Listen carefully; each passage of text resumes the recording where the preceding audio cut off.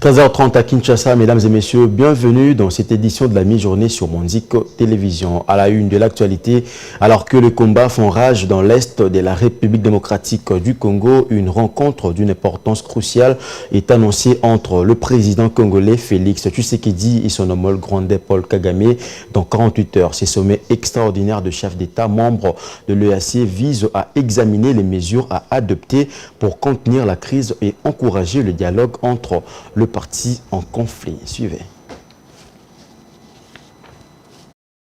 La nouvelle est livrée par William Ruto, président kényan et président en exercice de l'EAC. Celui-ci dénonce également les conséquences dévastatrices de la crise sur les populations civiles, notamment la fermeture de l'espace aérien de Goma qui complique l'acheminement de l'aide humanitaire. L'escalade de la détérioration de la paix et de la sécurité en RDC est très préoccupante. La crise humanitaire est exacerbée par les actions militaires en cours, notamment la fermeture de l'espace aérien à Goma, déclare-t-il sur son compte X, anciennement Twitter, c'est dimanche 26 janvier 2025. Le président de l'EAC exhorte toutes les parties impliquées dans le conflit à cesser immédiatement les hostilités en mettant en avant l'urgence de garantir un accès humanitaire sécurisé aux populations affectées. Il plaide pour que des moyens pacifiques soient privilégiés pour résoudre cette crise qui menace de déstabiliser davantage la région des Grands Lacs. Face à la gravité de la situation, William Ruto annonce la tenue imminente d'un sommet extraordinaire des chefs d'État membres de l'EAC dans les 48 heures. Ces sommets visent à examiner les mesures à adopter pour contenir la crise et encourager le dialogue entre les parties en conflit. Le président kényan souligne la nécessité d'une coopération accrue avec d'autres organisations régionales et internationales,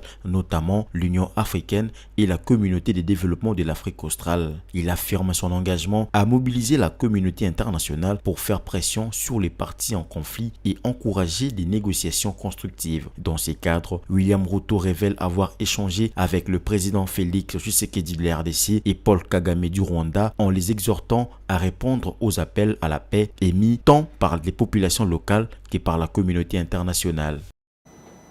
Toujours en rapport avec l'intensification des combats à Goma, le représentant permanent du Burundi aux Nations Unies, Zéphirin Maningarata, a exprimé des préoccupations majeures lors de la session d'urgence du Conseil de sécurité concernant l'espace de la crise en République démocratique du Congo. Il a appelé à une action immédiate pour prévenir une catastrophe humanitaire dans une région déjà fragile, tout en critiquant le silence du Conseil face aux violences répétées des droits et de la souveraineté congolaise. Kadi Mananga.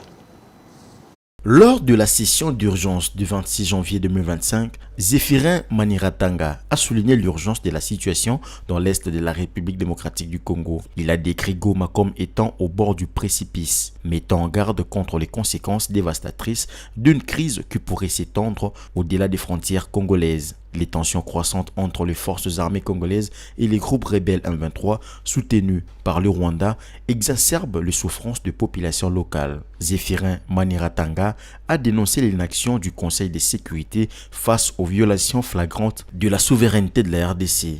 Pas une seule résolution condamnant les auteurs des violations flagrantes des principes de la souveraineté nationale et de l'intégrité territoriale de la RDC.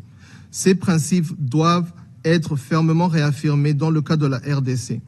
L'intégrité de son territoire ne peut être compromise et les incursions armées ainsi que les violations répétées de ses frontières doivent cesser immédiatement. Le représentant burundais a formulé plusieurs demandes précises au Conseil, notamment un cessez-le-feu immédiat dans l'est de l'Érythrée. Ensuite, le représentant burundais a formulé plusieurs demandes précises au Conseil. Le Burundi exhorte ce Conseil à appeler à une cessation immédiate des hostilités dans l'est de la RDC et garantir que ce territoire ne devienne pas un terrain de confrontation indirecte entre acteurs régionaux et internationaux. Deuxièmement, soutenir les efforts des processus de Luanda et de Nairobi en exigeant le respect des engagements pris par toutes les parties. Troisièmement, soutenir les autorités de la RDC à restaurer l'autorité de l'État sur l'ensemble de son territoire.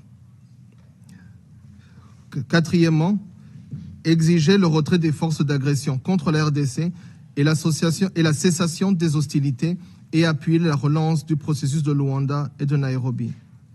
Cinquièmement, intensifier ses appuis aux populations civiles et déplacées de guerre pour subvenir aux besoins de base avec une attention particulière aux femmes et aux enfants. En définitive, le Conseil de sécurité devrait être attentif aux revendications légitimes du peuple et du gouvernement congolais en agissant avec détermination pour garantir que la RDC puisse exercer pleinement sa souveraineté et retrouver la paix. La sécurité et la stabilité en Afrique centrale et au-delà en dépendent. En conclusion, le représentant du Burundi au Conseil de sécurité des Nations Unies a lancé un appel pressant au Conseil pour qu'il agisse rapidement afin d'éviter une tragédie humanitaire imminente. Pendant ces temps, les forces armées de la République démocratique du Congo FARDC sont déterminées à protéger la ville de Goma dans la province du Nord Kivu contre l'agression rwandaise à travers l'assaut lancé par les terroristes du 1-23 depuis quelques jours. Sur les lignes des fronts, l'armée congolaise bénéficie du soutien des soldats de la communauté de développement de l'Afrique australe SADC, des casques bleus de la MONUSCO et des Wazalendo. C'est le général Sylvain Ekenge, porte-parole du FARDC, qui l'a dit le week-end dernier lors du briefing de presse. Il a par la même occasion lancé un appel de soutien au FARDC engagé dans la défense de la patrie. Suivez. Les combats ont repris et font déjà plusieurs victimes depuis le jeudi 23 janvier 2025 à plus d'une vingtaine de kilomètres de la ville de Goma au nord Kivu dans l'est de la RDC. Les FARDC, appuyés par leurs alliés, ont repoussé l'assaut des terroristes du 1-23 qui sont soutenus par l'armée rwandaise dont les militaires sont visibles sur les lignes des fronts. L'intensité de ces affrontements est loin de décourager l'armée congolaise qui reste déterminée à défendre l'intégrité territoriale de la République démocratique du Congo jusqu'au prix du sacrifice suprême. Se poursuivent depuis hier et nos troupes, avec l'appui de la MONUSCO, avec l'appui des SAMI-DRC, et nos troupes accompagnées des vaillants patriotes Wazalendo ont réussi à repousser l'ennemi et l'ennemi a même sorti des chars qui sont venus du Rwanda et ces chars n'ont pas pu avancer et cette détermination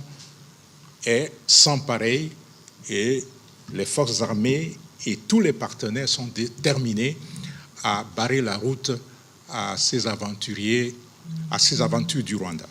Et le message, puisque il a parlé de l'ultimatum de 48 heures donné à nos hommes, oui, ce que le Rwanda ne sait pas, c'est que la guerre n'a pas encore commencé.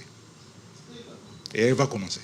Le FARDC et tous les partenaires sont déterminés à barrer la route à ces aventures du Rwanda. Le message, puisqu'il a parlé de l'ultimatum de 48 heures donné à nos hommes, c'est que le Rwanda ne sait pas, c'est que la guerre n'a pas encore commencé. Et dans le même temps, le porte-parole du FARDC a une fois de plus rendu hommage à l'ancien gouverneur militaire du Nord Kivu, le général-major Peter Chirimwami. Il est mort de ses blessures vendredi dernier après avoir été touché par balle le jeudi 23 janvier sur la ligne de front. Le général Sylvain Ekenge relate les circonstances de la mort de cet officier de l'armée congolaise. Il était gouverneur militaire du Nord Kivu et quand la situation s'est empirée du côté de Mumbambiro et de Sake, il était obligé d'aller accompagner les commandants de la 34e région militaire pour essayer de galvaniser les troupes qui étaient au front, qui stoppaient l'avancée de l'ennemi et qui l'ont fait reculer.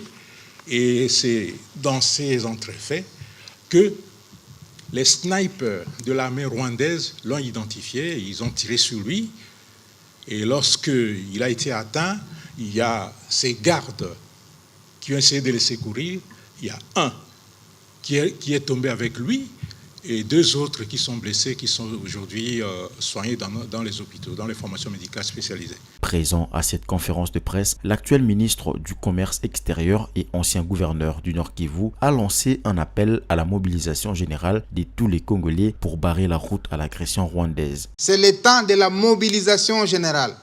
Qui a son carton de biscuits? Qui a sa bouteille d'eau? Qui a, je ne sais pas, sa chikwang? C'est le temps comme on le faisait à l'époque pour qu'on vienne accompagner les FARDC. Même si elles disposent de leurs ratios militaires, il faudrait que la population se mobilise autour du président de la République pour que nous puissions accompagner notre armée et que pour une fois, nous mettions fin à cette aventure. Sur le front diplomatique, une réunion d'urgence du Conseil de sécurité est convoquée les dimanches sur la situation qui prévaut dans l'est de la RDC. La ministre d'État aux Affaires étrangères Thérèse Kayikwamba Wagner est à New York pour représenter la République démocratique du Congo. Et bien avant cela, la République démocratique du Congo a rompu ses relations diplomatiques avec le Rwanda. Les diplomates congolais en poste à Kigali ont été rapatriés et Kigali a été prié en même temps de fermer sa représentation diplomatique à Kinshasa. Restons toujours à Goma, principal de la ville de l'Est de la République démocratique du Congo, qui est secouée par des combats qui opposent les forces armées congolaises et les rebelles du 1-23. Des tirs ont retenti dimanche 26 et lundi 27 janvier dans le centre de la ville. L'armée congolaise dit toujours contrôler des secteurs stratégiques. Des habitants de Goma témoignent de la situation. Suivez un extrait. Assis ici, j'entends le bruit des bombes, le crépitement des balles qui tombent. Nous avons décidé de rester chez nous parce que tant qu'il y aura des guerres, ceux qui fuient la guerre peuvent aussi mourir ou avoir une vie mauvaise. C'est pourquoi nous avons pensé qu'il valait mieux rester à la maison que de mourir en fuyant la guerre. Si nous devons mourir, il vaut mieux mourir ici.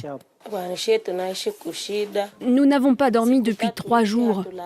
Nous ne sortons pas. Nous ne faisons rien. Nous entendons des bombes exploser jour et nuit. Nous voyons des gens qui essaient de fuir, mais nous ne voulons pas fuir parce que nous n'avons nulle part où aller. J'ai prié pour que Dieu nous aide à rétablir la paix à Goma et dans toute la République démocratique du Congo, afin qu'un jour nous puissions témoigner de la grandeur du Seigneur en apportant la paix dans notre pays.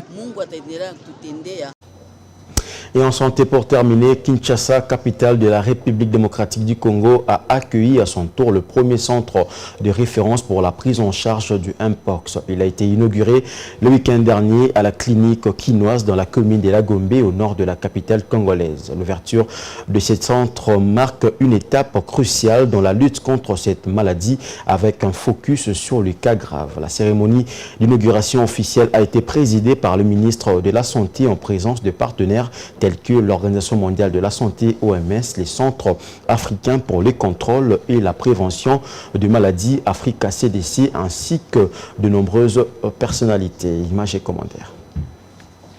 Coupure symbolique du ruban et visite guidée des locaux par différentes personnalités présentes à la cérémonie, le centre de référence Mpox de Kinshasa a ouvert ses portes les samedis. Il s'agit d'un pavillon de la clinique quinoise réhabilité et équipé grâce au soutien de l'Organisation mondiale de la santé OMS et au financement du Royaume-Uni. Doté d'une capacité de 42 lits, ce centre est une réponse concrète face à ces fléaux qui a frappé durement la RDC avec plus de 70 000 cas suspects dont environ 1390 décès ont été enregistrés. Dr Boureima Amasambo, représentant de l'OMS RDC, a souligné l'importance de la collaboration internationale dans cette lutte. Aujourd'hui, nous inaugurons ce centre de référence Mpox de Kinshasa. Ceci constitue une étape clé dans nos efforts de réduction de la morbidité et de la mortalité à la Mpox à République démocratique du Congo. En effet, ce centre de référence va permettre d'améliorer la prise en charge des cas de Mpox nécessitant des soins intensifs et spécialisés. Nous ambitionnons de faire de ce centre une structure pérenne de référence pour la prise en charge des maladies infectieuses en général et d'en créer d'autres dans les localités du pays, à la lumière de ce que nous avons observé hier à Goma. De son côté, l'ambassadrice du Royaume-Uni en RDC a salué la résilience des Congolais face aux défis sanitaires et a réaffirmé l'engagement de son pays à soutenir de tels projets. Le Royaume-Uni est fier d'être un partenaire clé de cette réponse à travers un financement stratégique et une assistance technique. Nous soutenons activement le gouvernement congolais dans la mise en œuvre du plan national de réponse stratégique contre la Mpox. À cet égard, notre contribution à l'OMS d'un montant de 4,4 millions de livres sterling joue un rôle essentiel dans la réalisation de cet objectif. Le ministre de la Santé publique, Hygiène et Prévoyance sociale qui a présidé cette cérémonie a expliqué l'impact positif que ces nouvel établissement aura sur la prise en charge de maladies infectieuses dans le pays. Dr Samuel Roger Kamba a réitéré ses vifs remerciements au gouvernement et aux partenaires pour les efforts consentis au quotidien et les actions entreprises pour mettre un terme à l'épidémie de Mpox en République démocratique du Congo. L'idée, c'est de rendre ce centre pérenne parce que les maladies infectieuses, nous en aurons toujours. Nous avons eu Ebola, plusieurs épisodes, nous avons eu Covid, mais nous avons en permanence rougeole, fièvre jaune, choléra, poliomyélite. Et donc on a besoin d'un centre de référence qui permette à ce que les maladies infectieuses soient prises en charge. Il est vrai que l'appui de tous est nécessaire, et encore une fois, je répète, surtout en ces temps-ci, mais il est aussi vrai qu'il faut reconnaître les efforts que le gouvernement lui-même fait particulièrement dans cette riposte. Le centre de référence Mpox symbolise aujourd'hui un pas en avant dans la réponse collective aux défis sanitaires de la RDC, un espoir pour les populations affectées et un modèle de solidarité internationale.